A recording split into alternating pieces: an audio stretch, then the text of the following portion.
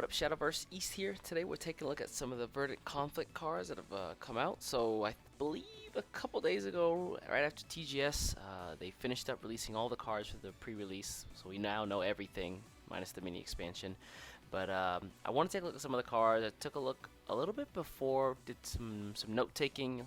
See these here. I just want to talk about some of the classes, some of the things you're going to be getting, and some of the things that I'm excited about going into the next expansion. So I've got up here, let me see up there, up there, some of the cards that have come out, and I just want to go over each of the classes very quickly. Some of the things we can probably look forward to, some things that may fall short. I don't know. Again, all this is highly conjecture. That's a fancy word for I'm not really sure yet. So before you guys in the comment section go ham, and I know you're holding the bacon. I know it. Conjecture.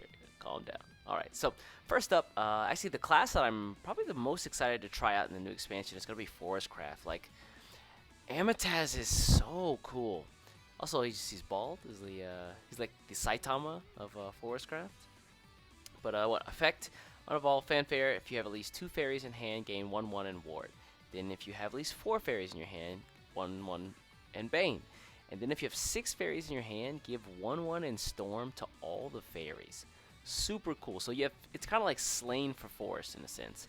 So you have all the fairies in hand. They're all 1/1s. You have 6 of them. And immediately they all become 2/2s with Storm. Now you can combo off of stuff like, I'm going to cycle through a little bit more here. Blossom Spirit. So turn 1 you throw down first turn you throw down Amataz. Second turn you put down Blossom Spirit. And then you just go fairy crazy. So Blossom Spirit, at the end of your turn, if an ally Natera Great Tree is in play, summon a fairy. Whenever an allied fairy comes into play, give it 1/1. Super cool. So basically all the 2/2s in your hand, you drop Blossom Spirit, you can start throwing them down, they all become 3/3s. And so in a single turn, you can drop maybe 12 damage if your board is clear. That's pretty good. And then after that, see, this is 2. You drop 4 fairies, so that's turn 6, right?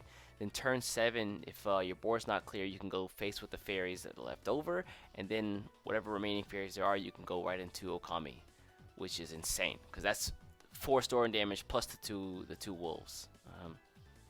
Excuse me, Orcus, not is it Orcus? Not Orcus. Who am I thinking of? The wolf. You know the wolf. Sorry, I've got 1,000 things buzzing on my head right now. But it seems like in the next expansion, fairy buff, or kind of coming back to the usage of fairies, is going to be tantamount to Forestcraft. Things like Latica, the Stoneclaw, fanfare. If you have at least 2 fairies in your hands, deal 4 damage to an enemy follower. And if you have a tree in play, you can evolve for 0. Then you get Sindum Packin, which here basically removes all effects from a follower and then destroys them, which is really good. So no last words, activate, none of that. And then you can add 2 to the number of cards played this turn, which is super tight. Just a lot of stuff like that. I don't want to go over everything, but yeah, it really seems like this set is a lot more fairy centric. I am worried about, however, Forestcraft's ability to clear board with Metara rotating out. I think they're going to be hard pressed for some good board clears. So I think that's the one thing I worry about probably trying to pick up this class in the next expansion.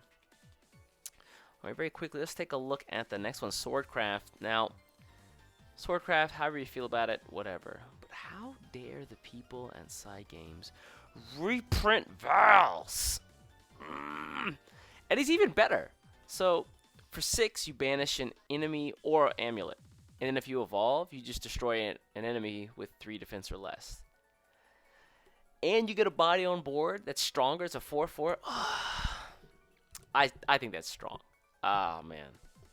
But I am a little excited to play Swordcraft myself. There's a lot of cool stuff with playpoint cheating. So you can use things like, let me see here. What is it? Balin, of course. Fanfare is ward. Also, give your leader the following effect: whenever your play points are restored through a card's effect for the first time each turn, put a King's Might into your hand. We'll take a look. If you evolve him, recover 1 play point. But let's take a look at King's Might very quickly. So one cost, it's give 1/1 to an allied follower. If an allied Netarian tree is in play, give +2/+1 instead. That's pretty nice.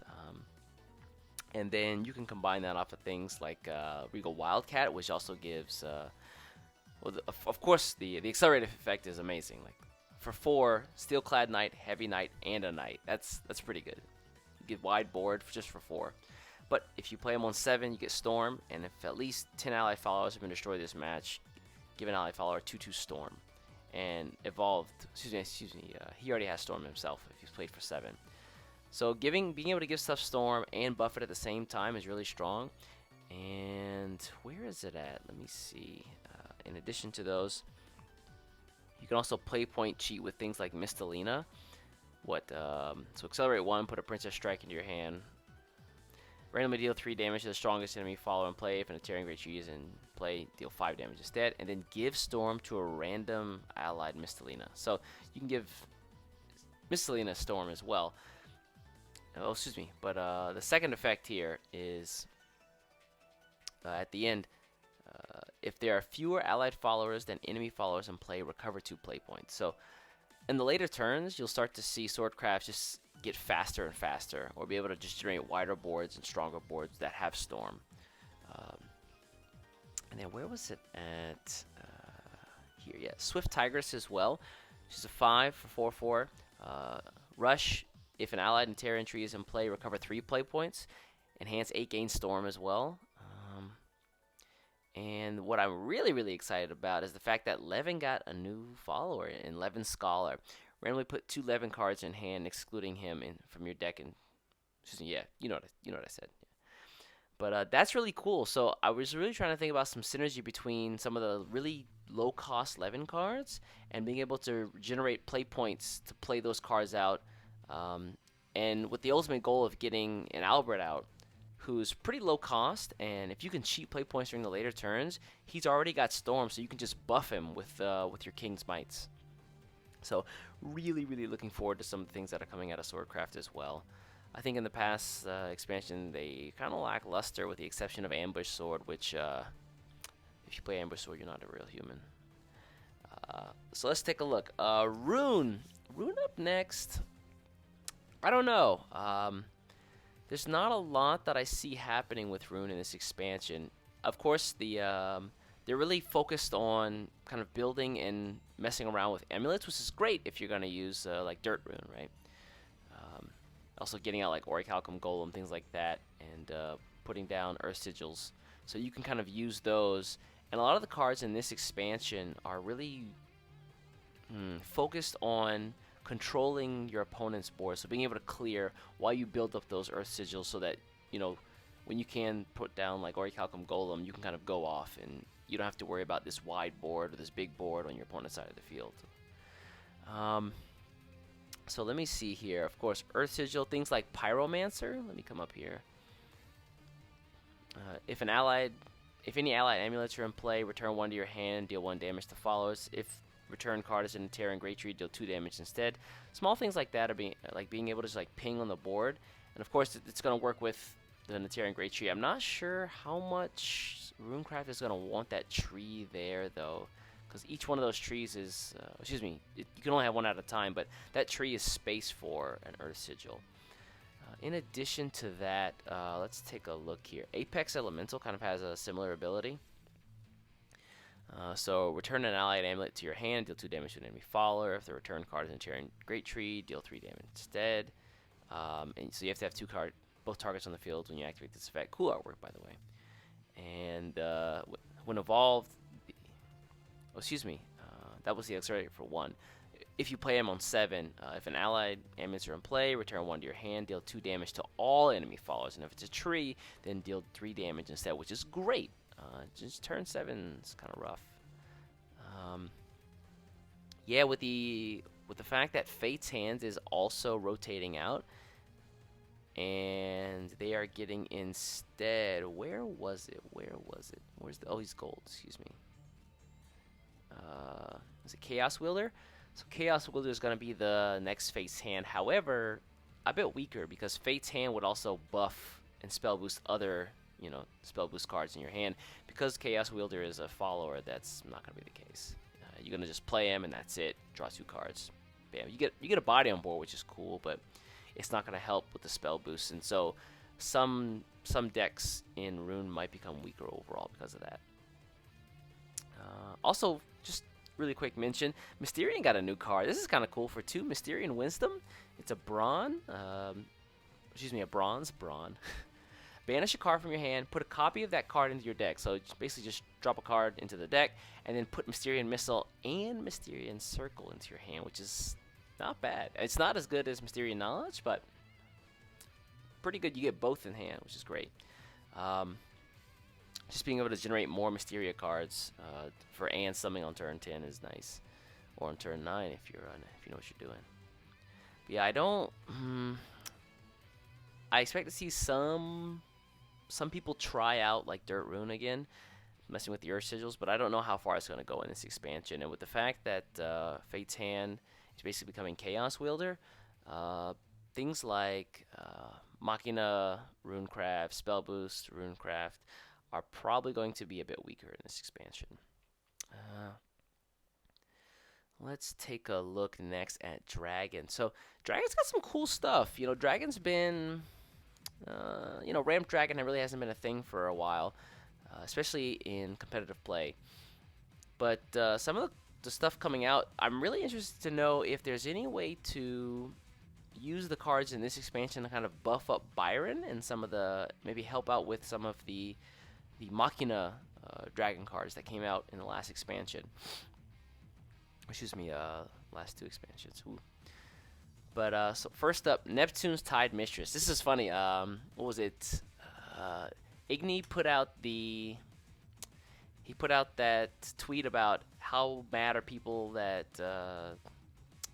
Poseidon is rotating out. And before the cast, he's like, yeah, that gave me a card reveal, and people who were happy with Poseidon rotating out are not going to be happy with what's taking his place. And I just jokingly said, what, is it like Neptune or something? And he kind of just went silent. So I called it. And Neptune's effect very similar. A little different, but mostly similar. So the first one is Accelerate 3, summon a Megalorca, give it Storm. Cool.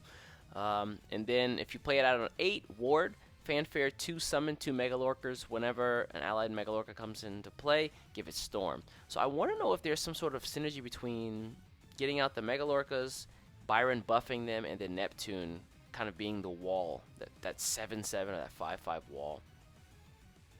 Although at a 5/5 stat line, it is a little weaker than old Neppy. Old Poseidon. New name Neppy. We're taking that one. Other than that, let's see here. What else did I write down? Oh, of course. What am I thinking? Valdane Curse Shadow. Dragoncraft Legendary, of course, Natura trait. Fanfare, put a Shadow's Corrosion into your hand.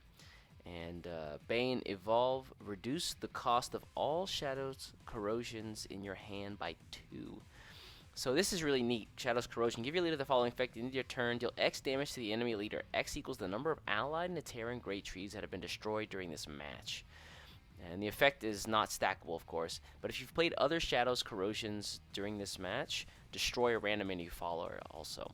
So, for, what is that? Let me go back to Valdane.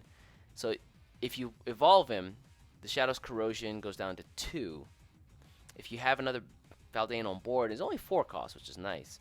So, you could basically play multiple Valdanes, get the Shadow's Corrosions in hand, evolve one, cut the cost, and then every turn just deal damage for all the trees you destroyed, which I think is a really cool mechanic, just like having to destroy the trees for Dragoncraft.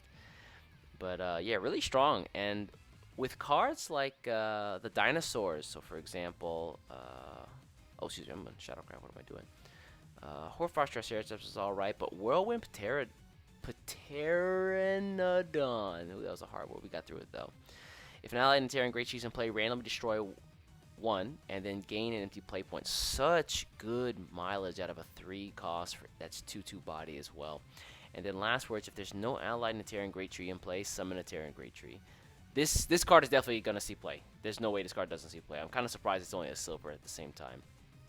but being able to ramp, put a body on board, destroy the tree, that's so good. Excuse, not destroy the tree, but summon a tree once it gets removed from board. So strong, so strong. And then what is the other one? I'm gonna cycle through here a little bit faster. Not Dragon Staff, Lightning Velociraptor. So really cool. Two costs for 2/2. Bronze, Fanfare, put an Aterian Great Tree into your hand. If Overflow is active for you, put 2 into your hand instead, which is great. So that helps you build up an Aterian Great Trees you can destroy. So when you later play Valdane, you're doing like 4 or 5 damage a turn. So I'm really excited about that. Really looking forward. And I actually might try out Dragoncraft just because some of the interesting things there. Again, I want to know what Neptune can do, as well as how some of the synergies work for Valdane and the dinosaurs. It's weird because I'm actually not really a Dragon player. I don't really play much Dragoncraft, so to get me interested says a lot. Let's take a look here next. I'm gonna skip Shadowcraft for now. Give me a second. I'm gonna take a look at Bloodcraft. You know, Bloodcraft has spoiler riches. Vengeance Bloodcraft was strong in the last set. Machina Bloodcraft is also strong. There's like hybrids of Vengeance, Evo, and Machina Blood that all kind of swirl around in some Mudblood looking thing. This set, though, I don't know. They're kind of running off this theme of like bleeding cards out of your hand, right? So you've got Cradle of Dark Divinity, which, of course, legendary for Bloodcraft, Fanfare. 7 cost, 4/5, Fanfare, restore 3 defense to your leader, and if there's a tree in play, gain the ability to evolve for 0, which is great, so 6/7 for free. But get the effect at the end of your turn. If you have at least 8 cards in hand, randomly discard cards until you have at least 7 cards in your hand, then deal X damage to the enemy leader, and X equals 2 times number of cards discarded. At the start of your turn, draw 1 card, which is cool, so you double your draw. And just the fact that Blood has a lot of draw already. Although I will say Alexandrite Demon is rotating out, so the Sapphire Crystal or Sapphire Gem isn't going to be very helpful anymore.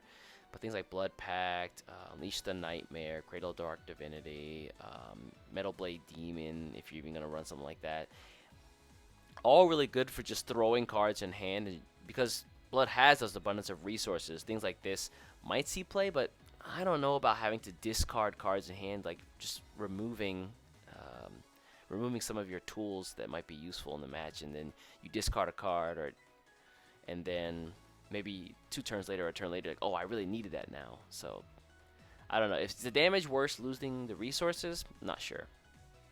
Let's take a look. Then there's other cards that generate draw in the deck as well, like, this is a hard name.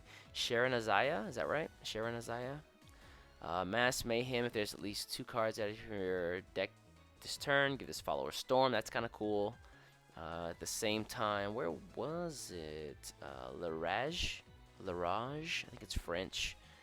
Here, of course, 2-drop, 1/2 stat line, Fanfare, draw card. Not bad, especially for a 2-drop, right? And a bronze, man. Power creep is it becoming a thing? I don't know. But yeah, so really look forward from Bloodcraft to just kind of have this big hands, all these resources, but you bleed cards out of hand to deal damage to your opponent once you drop your Cradle of Dark Divinity. Yuzuki, Righteous Demon, I don't really know if she has much. She has really cool artwork, might I add. But yeah, 7 cost, 4/4 stat line, accelerate 2, destroy enemy, follow with 4 defense or less, deal 2 damage to your leader. I don't know. And then Fanfare, destroy 2 enemy followers. If Vengeance is not active for you, leave the following effect. At the start of your turn, recover 2 less play points. That hurts. So you gotta have Vengeance when you drop this card. I don't know. It's kind of like a weaker. The name escapes me. The 7 cost, 7/4. Darn, name escapes me. Sorry, guys. 1,000 things spin in my head. Let's see, kind of rounding out, let me hop over the rest of my notes here. I'm going to, again, skip over Shadowcraft. I'll be back to that. Havencraft, my wholehearted opinion is play a lot of Havencraft. A lot of the things in this set, I don't really, unless I'm just missing some big synergies with some of the older cards, I don't really see any of this working out. So Daffodil, Mouse, I'm not sure how you pronounce it, but it's supposed to be mouse, right? 4 4-drop, 4/3 stat line. Put an Terran Great Tree into your hand. Enhance 7, put 3 of them into your hand instead, and recover 3 play points, which is cool. So you can just cycle through trees very quickly if you need to. And then whenever an allied Terran Great Tree comes into play, if there isn't an allied Mouse Knight in play, summon a Mouse Knight. So if it's turn 7, oh, actually, you can drop this. Next turn, you drop your trees. Of course, she still has to stick around, which is the hard part. And then all the mice that come in have Storm, which is cool. So take a look at Mouse Knight. 1/1, Storm, Ward. Whenever an ally in the Terran Great Tree comes into play, +1/+1. Pretty cool. So whenever you drop the trees, they also get buffed, and they have Storm and Ward, which is pretty neat. Still, Alana seems a little bit stronger. Although maybe there's some synergy being able to buff the mice with some of the healing from Alana. But it feels like at Enhanced 7, that, I don't know, it might be a little late. Unless you just have trees in your hand from earlier in the game. Maybe Iridescent Sphinx, excuse me, not Master Adjudicator, has some cool use. Crystallize, countdown, Crystallize 3 for 3. Countdown 2, last word summon Tutankhamun. Regular stat line is 8, 8-drop, 4/6. And then if you play it for 8, it's a ward, fanfare, summon Tutankhamun, give it ambush, which is kind of cool. But if you don't remember Tutankhamun, King Tut himself, last words, if this follower's defense was at least 2 before being destroyed, summon Tutankhamun and set his defense to 1. That's kind of cool if you can buff him with Alana so that, you know, the first one gets taken out, second one comes out again, you buff it with Alana, you immediately start generating Tutankhamons every single turn, and at a 6/4 stat line, that's pretty good. In that case, it'll be 6/2, right? Or in that case, sorry, 7/2. So the idea is to always have a Tutankhamun on board so you can just hit face for 7. Although that is kind of a late game play, so maybe this is something that's reserved for Alana late game, who knows. And then of course Evolved 8/6 is pretty beefy. Ooh. But other than that, you know, there's not a lot that I'm... Pine Holy Police, give an allied rush, deal 1 damage to that follower.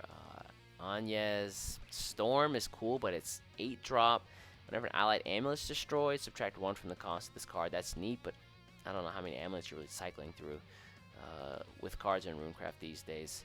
And if it's Terran Great Tree, subtract 1 more, which is cool, so that's 2. But it just feels like nothing is as good as Ilana. I get it, right? This one is pretty neat, though. Sneak Attack. You actually summon the follower from the story. Rough Tough Major Meowskers. And let's take a look at him really quickly. Kind of cool. 3-drop, 1/3, 3/5, and it's Storm. Strike, deal 1 damage to the enemy leader. So no matter what you're hitting, he's always going to do damage to the leader. And if you hit leader, it's like 2. That's pretty neat, I think. But yeah, just play Alana. Just do it. Just do it. Come on. Don't be like that. And then Portalcraft. I don't know what to say about Portalcraft going to the next expansion. It seems like a lot of things got some cool stuff. Portalcraft didn't really. I think with the prevalence of Alana, Machina Portal, although that's not as popular to a great degree. And then Maisha Artifact Portal, which is one of my favorite decks in rotation right now. It doesn't really feel like they got much. Dreadnought Gorillas, kind of works with the Terran Great Trees. If Resonance is active, or if you have a Great Tree in play, gain Storm. On turn 8, 8/8 with Storm is real nice. So I'll give you that. And then Awaken Ragna, I don't know about this one. 2 costs. It's legendary for deal 3 damage to a random enemy follower. It's random, which is kind of nice in some cases where you're going up against Ambush Sword. You can just immediately clear a Leod, no problem. But then Enhanced 9, choose put Vaisha Herald of Ravage or Izalu Herald of Death or Jotet Herald of Despair into your hand. These are good cards, don't get me wrong. 0 cost, 10/10 fanfare. Discard a card and give your leader the following effect. At the end, discard your hand, not a card, hand. At the end of this turn, change the enemy leader's maximum defense to 2. But you have no hand, so unless you hold on to this card on turn 9 and then play like Radiant Artifact or something like that, and then drop this card, they're still at 2, which is cool. In addition to that, Jotet, I don't know why I want to say Joet, maybe it's French. Subtract 8 from your maximum number of play points. So you go down to 1 or 2, and then reduce damage to this follower to 0. Can't be affected by spells and effects except for those that change this card's attack or defense. So pretty strong. I think this might be one of the best overall, considering the cost is 0. So you drop Ragna, Awaken Ragna, and yeah, and then you play that, and it just sits on the field for you to win next turn. In addition to that is Zulu, or Izalu. If you have 4 cards or more in your deck, banish all cards in your deck until 3 cards remain, then banish all other followers and amulets.